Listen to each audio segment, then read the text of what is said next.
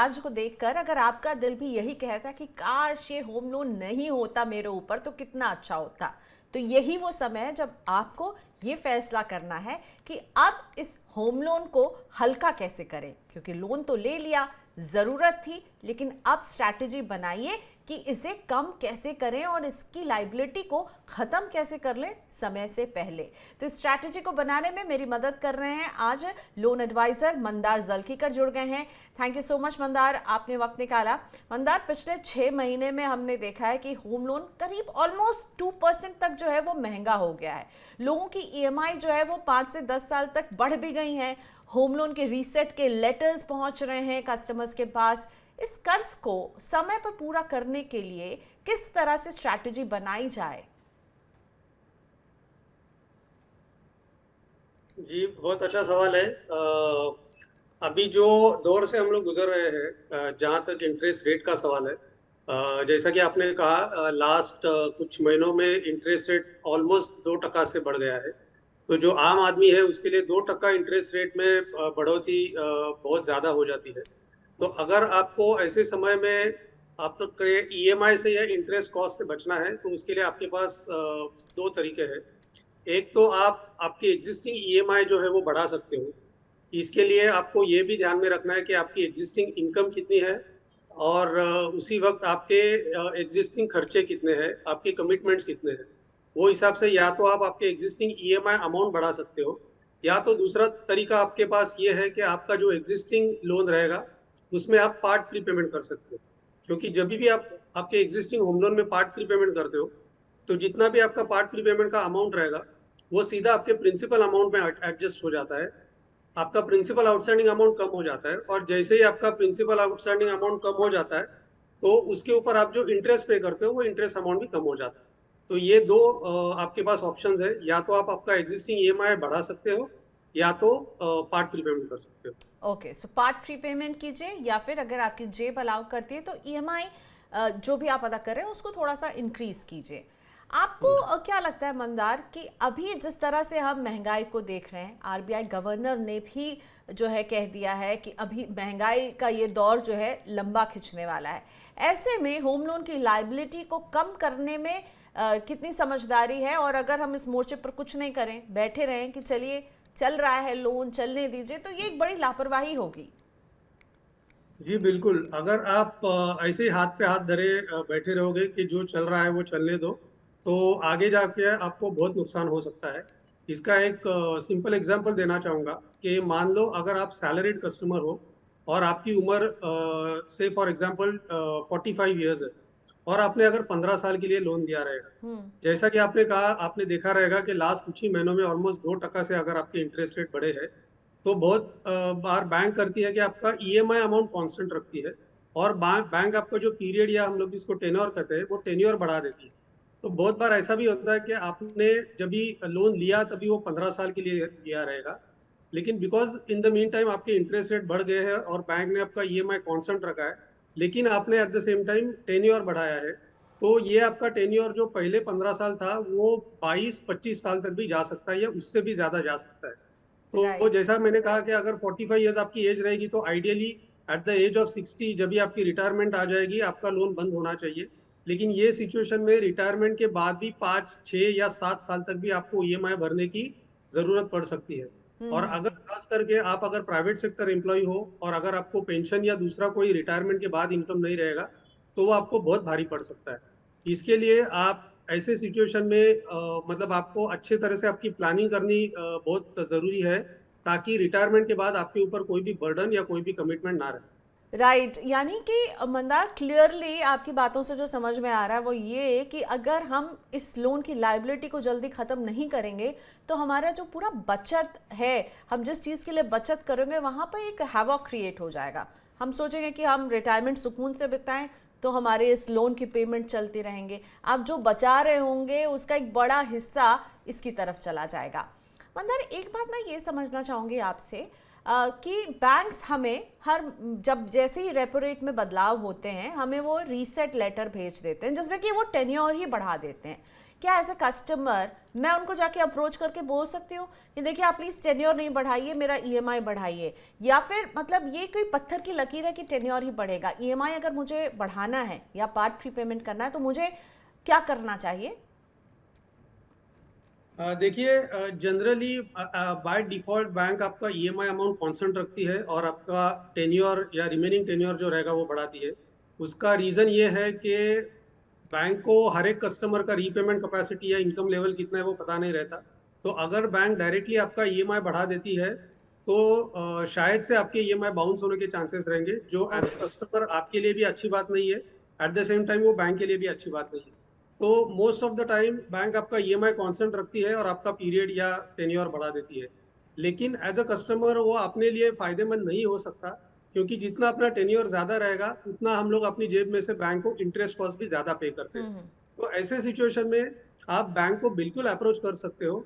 और जैसा कि मैंने थोड़ी देर पहले कहा कि depending on your existing income level और एट द सेम टाइम आपके जो भी कोई खर्चे या कमिटमेंट लेवल रहेंगे, वो हिसाब से आप बैंक को बिल्कुल रिक्वेस्ट कर सकते हो कि आप मेरा ईएमआई बढ़ा दो, ताकि आपका लोन भी समय के पहले बंद हो जावे और एट द सेम टाइम आपका इंटरेस्ट कॉस्ट भी बच जाए।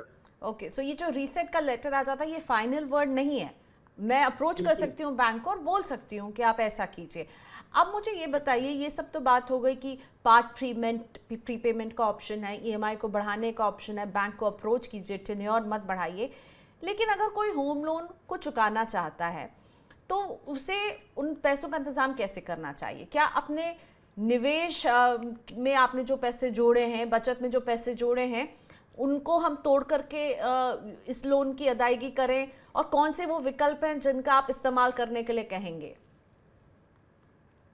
जी, सबसे पहली चीज तो आपने कहीं पे भी इन्वेस्टमेंट्स किया रहेगा, विच कैन बी इधर इन टर्म्स ऑफ एसआईपी हो सकता है, या लॉन्ग टर्म के हिसाब से भी आपने शायद से इन्वेस्टमेंट किया रहेगा।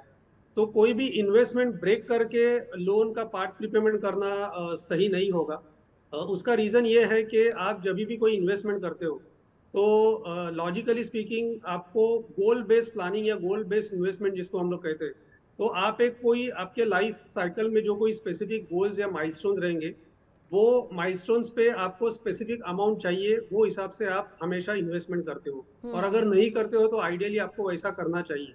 तो आप अगर कोई भी इन्वेस्टमेंट ब्रेक करते हो तो आपका वो स्पेसिफिक माइलस्टोन रहेगा या वो जो स्पेसिफिक गोल रहेगा, वो गोल के टाइम पे अफेक्ट आपके होगा। हाथ में शायद से पैसा नहीं रहेगा। तो ये करना तो बिल्कुल समझदारी वाली बात नहीं होगी।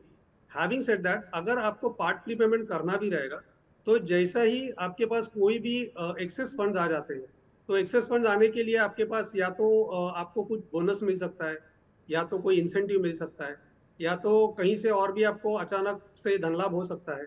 फॉर एग्जाम्पल, किसी का एंसेस्ट्रल प्रॉपर्टी का कोई ट्रांजैक्शन होता है जिससे आपको अच्छा खासा फंड्स मिल सकता है। तो ऐसा कोई एक्सेस फंड्स आपके पास आता है तो आप बिल्कुल पार्ट प्रीपेमेंट कर सकते हो। अगर आपके इन्वेस्टमेंट में से कोई इन्वेस्टमेंट मैच्योर हो रहा है, तो depending on the maturity amount and again depending on your life goals और आपके जो भी कोई माइलस्टोन रहेंगे, वो हिसाब से उसमें से आप पार्ट प्रीपेमेंट करने का सोच सकते हो। लेकिन कोई भी इन्वेस्टमेंट ब्रेक करके या उसको प्री मैच्योर क्लोज करके पार्ट प्रीपेमेंट करना सही नहीं होगा। ओके, क्योंकि वो आपके किसी ना किसी गोल से अटैच्ड होगा तो फिर वो गोल अफेक्ट हो जाएगा। आपने दो ऑप्शन बताया है कि लाइबिलिटी कम करने के लिए या तो आप पार्ट प्रीपेमेंट कीजिए या फिर ईएमआई की रकम आप बढ़ाइए। इनमें से कौन सा बेहतर है? आप किसे क्या चुनने की सलाह देते हैं? आई एम श्योर वो इन्वेस्टर की प्रोफाइल पे डिपेंड करेगा कि वो पार्ट प्रीपेमेंट करें या फिर ईएमआई बढ़ाएं। किसके लिए कौन सा ऑप्शन आप सजेस्ट करते हैं मंदार? देखो, ये जेनेरिक क्वेश्चन है, इसका आंसर जो रहेगा वो actually customer to customer vary होगा। क्यों, मैं आपको एक्सप्लेन करता हूँ कि फॉर एग्जांपल अगर आपकी ईएमआई अमाउंट 50,000 है और वो बढ़ा के आप अगर 55,000 करने वाले रहो, तो आप सिर्फ 10% ही आपकी ईएमआई एग्जिस्टिंग ईएमआई बढ़ा रहे हो। तो वो 10% बढ़ा के आपको बहुत ज्यादा फायदा नहीं होगा। अगर उसके सामने आप आपके लोन में अगर मान लो 10 या 15 लाख का पार्ट प्री पेमेंट करते हो, लेकिन एट द सेम टाइम अगर आपकी एग्जिस्टिंग ईएमआई मान लो 50,000 है और वो 50,000 बढ़ा के आप अगर उसको 80,000 कर रहे हो या 90,000 कर रहे हो, तो आपको डेफिनेटली इंटरेस्ट में आपको बेनिफिट मिल सकता है। So it completely depends on the customer, his income level. At the same time, जैसा मैंने थोड़ी देर पहले कहा कि उनके एग्जिस्टिंग ईएमआई कमिटमेंट्स कितने हैं, उनके आगे जाके कोई एक्सपेक्टेड कैश फ्लो या कोई सडन एक्सपेक्टेड फंड्स का रिक्वायरमेंट रहेगा। ये सब ध्यान में रखते हुए आप कितना अमाउंट ईएमआई अमाउंट बढ़ा रहे हो, और एट द सेम टाइम आप कितना पार्ट प्रीपेमेंट करोगे, उसके ऊपर ये डिसीजन निर्भर होगा कि आपको पार्ट प्रीपेमेंट करना है या आपको एग्जिस्टिंग ईएमआई बढ़ाना है। अच्छा, पर्सनल लोन का भी एक ऑप्शन रहता है मंदार, क्या पर्सनल लोन लेकर के इस लोन को चुकाना चाहिए? क्योंकि उसमें तो बहुत ज़्यादा ब्याज देना होता है, लेकिन आप होम लोन के ब्याज के एक लोन को चुकाने के लिए दूसरा लोन लेना, ये फिनेंशियली कितना सही या गलत है?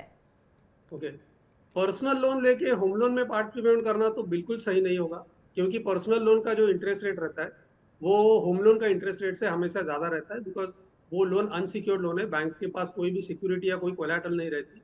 तो वाजिब है कि उसका रेट ऑफ इंटरेस्ट ज्यादा रहेगा। तो ज्यादा रेट ऑफ इंटरेस्ट का लोन लेके कम रेट ऑफ इंटरेस्ट के लोन में पार्ट प्रीपेमेंट करना तो बिल्कुल एडवाइजेबल नहीं है। ओके, ये भी एक फिनेंशियल लेकिन मिस्टेक आप है। नहीं, लेकिन आप अदर वे राउंड अगर कर सकते हो तो आप उसके बारे में सोच सकते हो। फॉर एग्जांपल, अगर आपके पास 3 या 4 पर्सनल लोन चल रहे हैं, ओके। अगर आपके पास 1 या 2 कार लोन चल रहे हैं, अगर आपके पास कोई अलग से एजुकेशन लोन चल रहा है, या आपके दूसरे भी कोई गोल्ड लोन रहेंगे, या और भी किसी तरह के अगर लोन है, और अगर उसका इंटरेस्ट रेट सबसे ज्यादा रहेगा, तो आप मॉर्गेज लोन, एक सिंगल मॉर्गेज लोन दे सकते हो और उससे ये बाकी के सब लोन बंद कर सकते हो।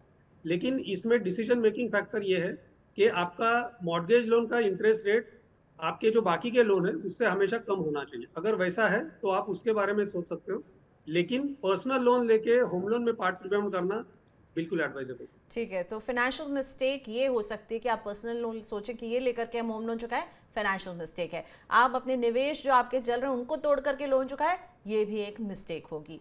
जो लोग घर खरीद रहे हैं नया, उन्हें जो है बैंक्स अच्छे रेट पर होम लोन दे रही है, नया होम लोन जो मिल रहा है नए कस्टमर्स को, उन्हें आप क्या मैसेज देना चाहेंगे? उन्हें अपने होम लोन में किन बातों का ख्याल रखना चाहिए ताकि इस ये जो पेमेंट होती है ना, ये एक बड़ी लाइबिलिटी होती है और ये लॉन्ग टर्म लोन होते हैं, होम लोन जो होते हैं। तो नए होम लोन टेकर्स को आप क्या एडवाइस करते हैं? देखो, सबसे पहली चीज तो यह है कि आपको सही बैंक चुननी है। आपको कौन सी बैंक है जो आपको कॉम्पिटिटिव इंटरेस्ट रेट दे रही है। एट द सेम टाइम वो स्पेसिफिक बैंक का ट्रैक रिकॉर्ड कैसा है, जहां तक इंटरेस्ट रेट बढ़ाने का सवाल आता है। जहाँ पे इंटरेस्ट रेट इंक्रीजिंग ट्रेंड में रहेगा तो जायज है कि हर एक बैंक इंटरेस्ट रेट बढ़ाएगी। लेकिन अगर आरबीआई रेपो रेट 25 पैसा से बढ़ाती है, तो आइडियली हर एक बैंक अपना रेट ऑफ इंटरेस्ट 25 पैसा से ही बढ़ाना चाहिए।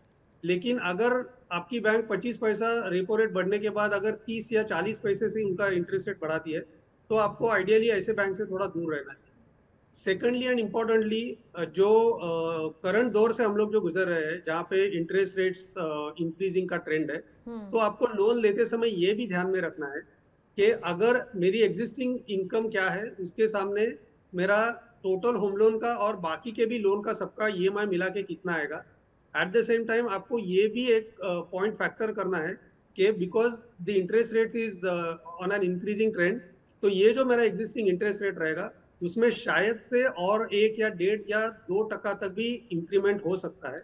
तो वो इंक्रीमेंट होने के बाद भी अगर मेरा जो नया ईएमआई आएगा, वो नया ईएमआई में एग्जिस्टिंग इनकम लेवल पे मैं सफिशिएंटली पे कर पाऊंगा या नहीं कर पाऊंगा, ये भी आपको ध्यान में रखना है। तो ये सब मद्देनजर रखते हुए आपको डिसीजन लेना है कि कितने अमाउंट तक का और कौन से बैंक से आपको लोन लेना है। ठीक है, तो कौन सा बैंक चुने इसमें मंदार ने आपको बताया, ज़रा उनकी पास्ट हिस्ट्री देखी कि उन्होंने किस तरह से इंटरेस्ट रेट बढ़ाए हैं। और जब भी आप एक फ़ैसला लेते हैं, ये लॉन्ग टर्म लोन है, तो हमेशा फ्यूचर का सोच के लीजिए कि अगर इस लोन का टेन्योर बढ़ जाता है, अगर ऐसी नौबत आ रही कि आप ईएमआई बढ़ाना चाहते हैं, तो आप कितना उसे अफोर्ड कर पाएंगे। अपनी अफोर्डेबिलिटी का भी ख्याल रखिए। मंदार, कुछ सवाल जो हमारे व्यूअर्स ने हमें भेजा है वो आपके सामने रखते हैं। सचिन शंकर का पहला सवाल लेकर आते हैं। पानीपत से हैं सचिन, पूछ रहे हैं मैंने 30 लाख रुपए का लोन 20 साल के लिए लिया था, ब्याज दरें बढ़ने के बाद इसकी अवधि अब 24 साल हो गई है। ठीक है, 4 साल से लोन इनका बढ़ गया है। ईएमआई की रकम बढ़ाने की स्थिति में मैं नहीं हूँ। मेरे पास 10,000 रुपये की लार्ज कैप फंड में एक एसआईपी है जिसको मैं जहाँ मैं इन्वेस्ट कर रहा हूँ। क्या मुझे इस सिप को बंद करके ईएमआई बढ़वा लूँ इतने ही 10,000 से? देखो, थोड़ी देर पहले हम लोग ने इसके बारे में बात किया था कि आपका कोई भी एग्जिस्टिंग इन्वेस्टमेंट्स रहेंगे, उसे तोड़कर या उसे लिक्विडेट करके या तो पार्ट प्रीपेमेंट करना या तो ईएमआई बढ़ाना, ये एडवाइजेबल नहीं है, क्योंकि आपने वो जो भी कोई एसआईपी चालू किया होगा, तो आइडियली वो एसआईपी आपने कोई गोल मद्देनजर रखते हुए किया रहेगा, या जैसा हम लोग ने थोड़ी देर पहले बात किया कि कोई आपका माइलस्टोन रहेगा आपकी लाइफ में, वो स्पेसिफिक माइलस्टोन पे आपको कोई पूंजी की जरूरत पड़ेगी, वो हिसाब से आपने एसआईपी किया रहेगा। तो वो एसआईपी को लिक्विडेट करके आपको पार्ट प्रीपेमेंट करना एडवाइजेबल तो नहीं होगा। लेकिन आप एक चीज कर सकते हो, जैसा इसके बारे में भी हम लोग ने थोड़ी देर पहले बात किया, कि अगर आपकी एग्जिस्टिंग इनकम लेवल आपको अलाउ करती है तो आप आपका ईएमआई बढ़ा सकते हो, ताकि आपका इंटरेस्ट लॉस ज्यादा ना हो। पर बंदर ये यही कह रहे हैं कि मैं वो सिप बंद कर दूं 10,000 की और उसे ईएमआई बढ़ा दूं 10,000 से।